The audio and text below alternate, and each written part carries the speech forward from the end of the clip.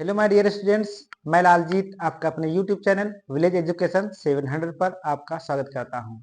आज की जो क्लास होने वाली है 6, 7 और 8 के बच्चों के लिए होने वाली है। जो क्लास होगी आज टेंस, ठीक है। तो टेंस कितने प्रकार के होते हैं हम इसके बारे में डिटेल से समझेंगे वन बाय वन। तो हम पहले समझ लेते हैं कि टेंस कितने प्रकार के होते हैं। टेंस होते हैं 3 प्रकार के। नंबर 1 होता है टेंस प्रेजेंट। नंबर 1 कौन सा होता है? प्रेजेंट। नंबर दो कौन सा होता है? पास्ट। और नंबर 3 पे कौन सा होता है? फ्यूचर। क्या होता है? फ्यूचर। फ्यूचर। अब इसी के प्रेजेंट के 4 होते हैं टेंस, पास्ट के भी 4 होते हैं और फ्यूचर के भी 4 होते हैं। तो हम पहले प्रेजेंट के ही देख लेते हैं। प्रेजेंट के होते हैं प्रेजेंट इंडिफिनिट, आई से इंडिफिनिट, ठीक है। और कॉन्टिन्यूअस। दूसरा कौन सा होता है? Present continuous. Present continuous. तीसरा कौन सा होता है? Present perfect. Present perfect. तीसरा होता है प्रेजेंट परफेक्ट। चौथा होता है present perfect. Present perfect continuous tense. Continuous tense. तो ये प्रेजेंट के 4 हो गए। Present indefinite, present continuous, present perfect और प्रेजेंट परफेक्ट कॉन्टिन्यूअस टेंस। तो इसी प्रकार से हम पास्ट का भी देख लेते हैं। इसका फर्स्ट पे क्या होगा? पास्ट इंडेफिनिट, आई से indefinite. Past continuous, past continuous. तीसरे नंबर पे क्या होगा? Past perfect. क्या होगा? Past perfect. चौथे नंबर पे क्या होगा? Past perfect continuous. Past perfect continuous tense, ठीक है। तो पास्ट का हो गया past indefinite, past continuous, past perfect continuous, ठीक है। इसी प्रकार से हम फ्यूचर का भी देखेंगे। फ्यूचर का होता है future indefinite, future indefinite, I से इंडेफिनिट। और दूसरा क्या होगा इसका? Future continuous, future continuous. तीसरा क्या होगा? Future perfect, future perfect. चौथा क्या होगा? Future perfect continuous, future perfect continuous tense, continuous tense. तो इस प्रकार से फ्यूचर के भी हो गए। Future indefinite, future continuous, future perfect continuous tense. तो हम आज डिस्कस करने वाले हैं प्रेजेंट का प्रेजेंट इंडेफिनिट। तो अब हम सबसे पहले देखेंगे प्रेजेंट इंडेफिनिट टेंस। इसके बाद में हम क्या देखेंगे? पहचान। कोई भी सेंटेंस हो तो हमको पता होना चाहिए कि सेंटेंस की पहचान क्या होती है। जब हम सेंटेंस की पहचान समझेंगे तभी हम टेंस को ट्रांसलेट करेंगे, ठीक है। तो प्रेजेंट इंडेफिनिट टेंस की पहचान होती है जिन सेंटेंस की क्रियाओं के अंत में, क्रियाओं के अंत में, जिन सेंटेंस की क्रियाओं के अंत में ता है, ती है, ते है। अंत में ता है, क्रियाओं के अंत में, वाक्यों के अंत में नहीं, क्रियाओं के अंत में ता है, ती है, ते हैं। तो वे प्रेजेंट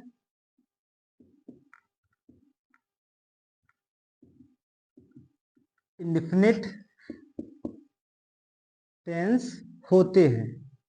तो वे प्रेजेंट इंडेफिनिट टेंस होते हैं। आई रिपीट, पहचान क्या होती है? जिन सेंटेंस की क्रियाओं के अंत में, ना कि वाक्यों के अंत में, क्रियाओं के अंत में ता है, ती है, ते हैं, तो प्रेजेंट इंडेफिनिट टेंस होते हैं, ठीक है। तो हम अब पहचान अच्छे से समझ चुके हैं। अब हम इसका रूल नंबर फर्स्ट देखेंगे। फर्स्ट रूल में आता सेंटेंस पहले अफर्मेटिव,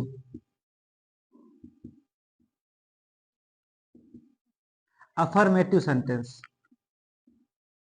अफर्मेटिव सेंटेंस सकारात्मक,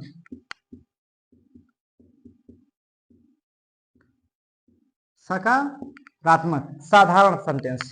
ठीक है, जिस सेंटेंस में ना तो कोई इंट्रोगेटिव शब्द होगा ना ही इसमें नॉट आएगा, तो वो सेंटेंस क्या होता है, अफर्मेटिव सेंटेंस, साधारण होता है। ठीक है, तो इसका रूल होता है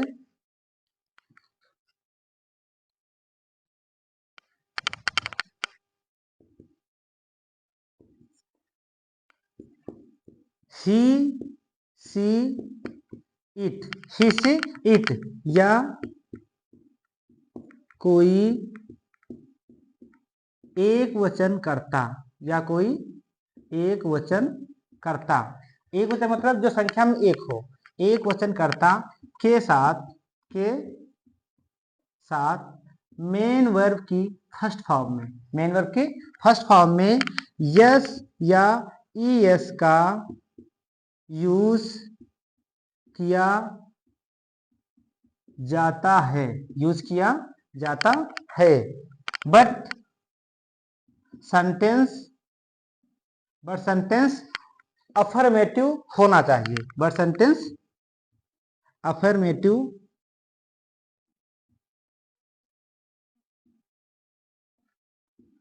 होना चाहिए। Number 1 condition, he see it या कोई एक वचन कर्ता के साथ मेन वर्ब की फर्स्ट फॉर्म में एस या ई एस का यूज किया जाता है, बट सेंटेंस अफर्मेटिव होना चाहिए। अगर अफर्मेटिव है तभी यस या ई एस का यूज होता है। ठीक है, तो हम इसका फार्मूला भी देख लेते हैं।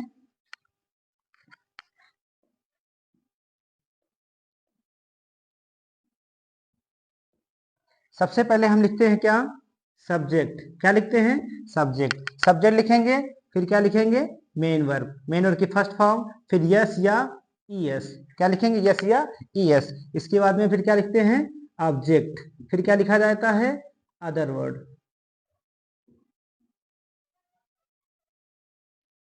Other word.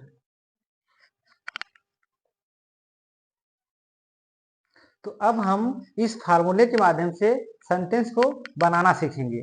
ठीक है, तो हम सबसे पहले मैंने क्या लिखा है, पहचान, तो सबसे पहले टेंस को पढ़ेंगे और पहचान समझेंगे।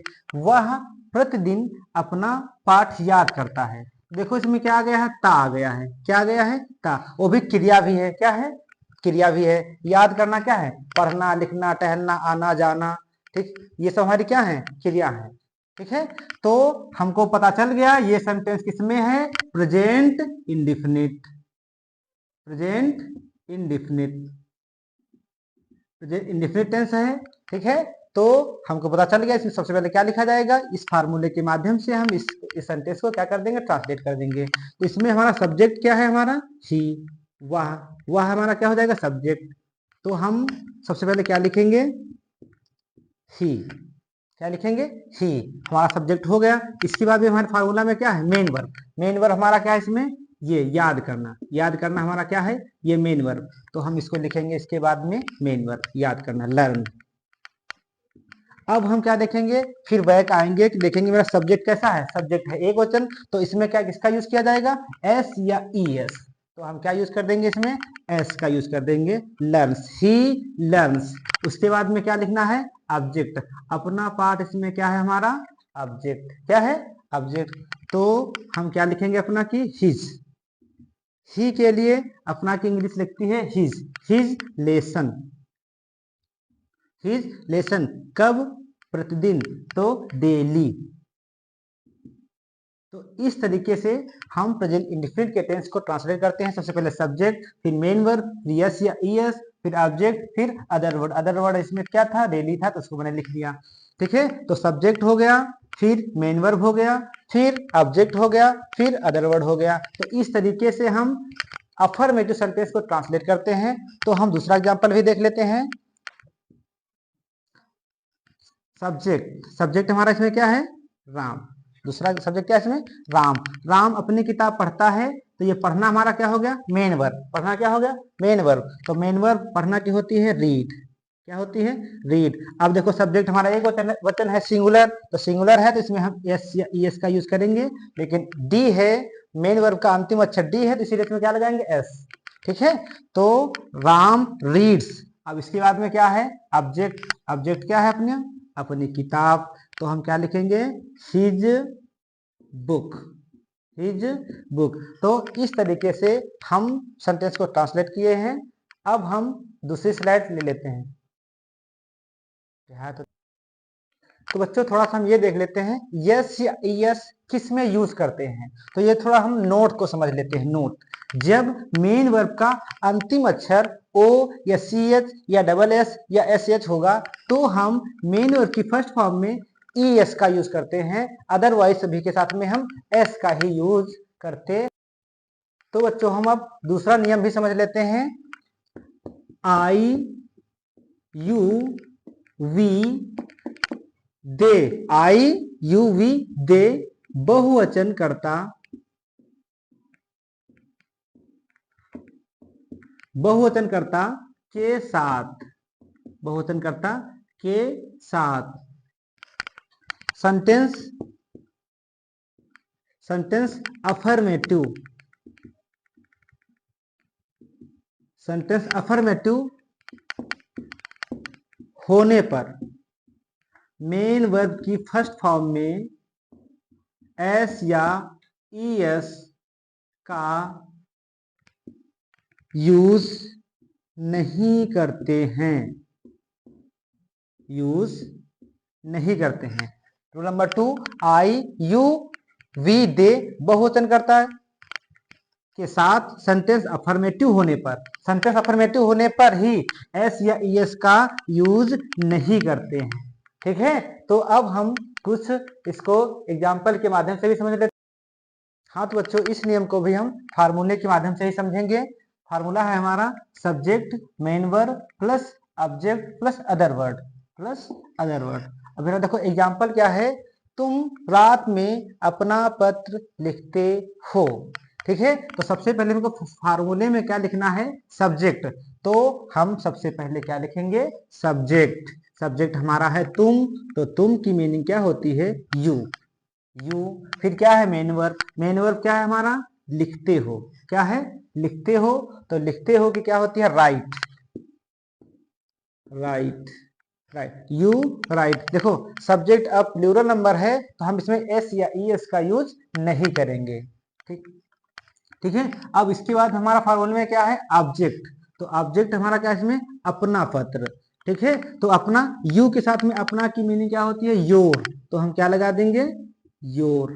Your letter, your letter, your letter. अब हम कब लिखते हैं, रात में। तो in the night, in the night. Clear. ठीक है, तो पहले मैंने सब्जेक्ट लिखा, फिर मेन वर्ब, फिर ऑब्जेक्ट, फिर अदर वर्ड। रात में ये अदर वर्ड हो गया, तो ये पूरा सेंटेंस कंप्लीट हो गया। अब हम सेकेंड एग्जांपल भी देख लेते हैं। हमारा सेकेंड एग्जांपल है, हम तुम्हें कक्षा में पढ़ाते हैं। ठीक है, सब्जेक्ट, सब्जेक्ट हमारा क्या है, हम। तो हम की मीनिंग क्या होती है, वी। वी। अब मेन वर्ब हमारा क्या है इसमें, पढ़ाते हो। है के पहले जो आता है वो हमारी क्या होती है, मेन वर्ब। पढ़ाते हैं, तो पढ़ाना क्या होता है, टीच।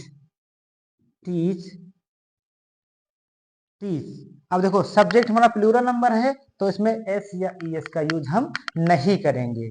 तो वी टीच। और हमारा इसमें ऑब्जेक्ट क्या है, तुम्हें। तो we teach you, we teach you in the class, in the class. तो ये हमारा सेंटेंस बन गया। ठीक है, तो we teach you in the class. तो कुछ एग्जाम्पल हम और देख लेते हैं जो हमेशा निगेटिव दिखाई देते हैं लेकिन ये बनते कैसे हैं, पॉजिटिव के तरीके से, अर्थात अफर्मेटिव सेंटेंस के जैसे बनते हैं। देखो कभी नहीं, कभी नहीं है लेकिन ये सेंटेंस बनेगा कैसे, अफर्मेटिव के जैसे ही बनेगा। ठीक है, तो इसको हम सबसे पहले वैसे ही ट्रांसलेट करेंगे। पहले नंबर क्या ट्रांसलेट करेंगे, सब्जेक्ट, फिर मेन वर्ब, फिर ऑब्जेक्ट, फिर अदर वर्ड। ठीक है, तो सबसे पहले हम क्या लिखेंगे, यू। अब जो कभी नहीं होता है तो इसको हम सब्जेक्ट के बगल में ही रखना उचित समझते हैं, तो इसीलिए हम इसके बगल में क्या यूज करेंगे, never. You never, you never. और झूठ बोलना के लिए हमेशा क्या यूज की जाती है, टेल एल आई। और सत्य बोलना के लिए स्पीक द ट्रूथ। तो हमारे सेंटेंस में दिया गया है झूठ बोलते हो, तो इसके लिए हम यूज करेंगे टेल, टेल ए लाई। ठीक है, तो यू नेवर टेल ए लाई।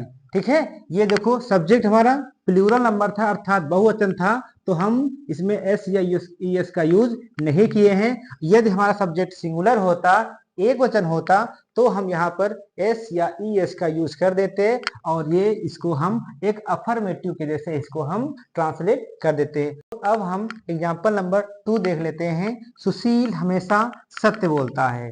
तो एकदम सेम उसी सेंटेंस के जैसे इसको भी ट्रांसलेट करेंगे। सबसे फर्स्ट क्या लिखना होता है, सब्जेक्ट। सब्जेक्ट हमारा क्या है, सुशील, तो हम क्या लिखेंगे, सुशील, सुशील। अब हमेशा दिया गया है तो हम इसको सब्जेक्ट के बगल में ही रखेंगे, सुशील ऑलवेज,